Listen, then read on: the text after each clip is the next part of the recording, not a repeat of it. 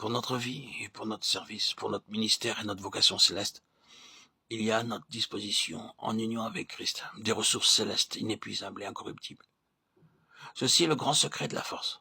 C'est une grande chose et une source de force considérable d'atteindre la position de Christ en sa qualité d'homme, une position dans laquelle nous découvrons disponibles des ressources célestes illimitées. Je pense que nous en arrivons là progressivement et non d'un seul coup. Nous y parvenons uniquement par le chemin de la discipline, d'une discipline qui vise à nous conduire dans une totale dépendance, mais qui ne crée pas en nous le vide ou la démolition comme un but en soi. C'est plutôt une discipline accompagnée de cette grâce de Dieu, cette grâce si tendre qui fait abonder sa plénitude une fois que nous sommes vidés. Il y a aussi bien un côté positif que négatif. Dieu ne prend pas goût, n'attend rien des choses négatives comme étant le but ultime, mais quand il brise et quand il vide. Il accomplit quelque chose du côté positif qui nous remplit d'émerveillement et à chaque fois, nous ne pouvons que dire « cela vient du Seigneur et pas de nous-mêmes ».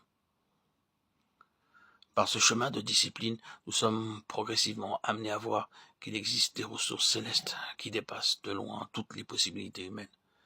Et ces ressources-là sont réellement agissantes. C'est cela qui constitue la spiritualité. C'est cela qui fait qu'une vie ou un service soit spirituel. C'est puiser dans les ressources célestes. Vivant la vie comme si elle découlait du ciel. Voilà la vraie spiritualité. C'est cela qui fait que la vie et la marche soient spirituelles. Les ressources ne sont pas puisées dans le moi ou dans le monde. Elles viennent toutes entières d'en haut. Le gouvernement n'est pas celui de l'homme d'ici-bas ou le monde, mais celui qui vient d'en haut. Tout vient, si absolument d'en haut et pas du tout de l'homme. Que la vie et l'œuvre revêtent un caractère entièrement spirituel.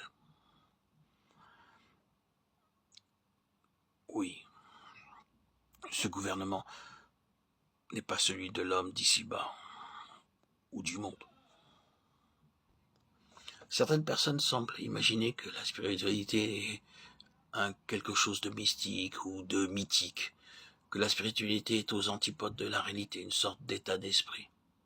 Non, la spiritualité n'est pas avant tout un état d'esprit.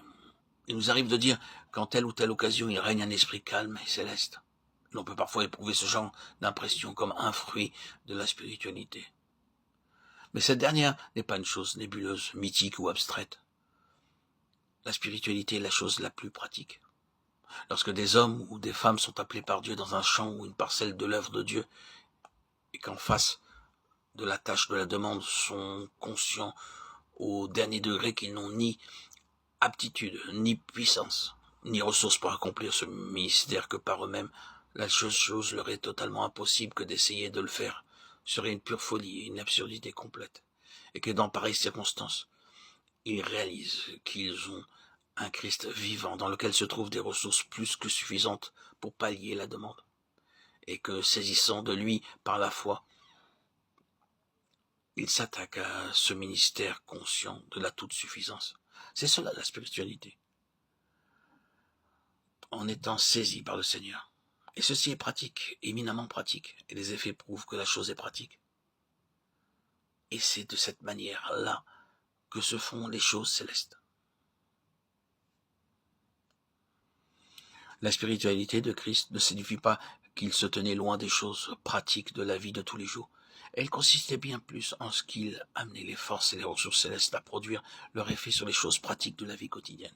Vous pouvez laver des portes, ou le linge, ou le sol, ou faire n'importe lequel de ces travaux ménagers ordinaires d'une façon spirituelle.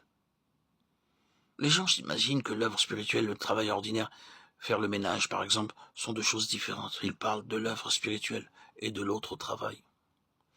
En réalité, vous pouvez faire intervenir les ressources célestes dans n'importe quelle activité légitime, et ce faisant, rendre un vrai témoignage.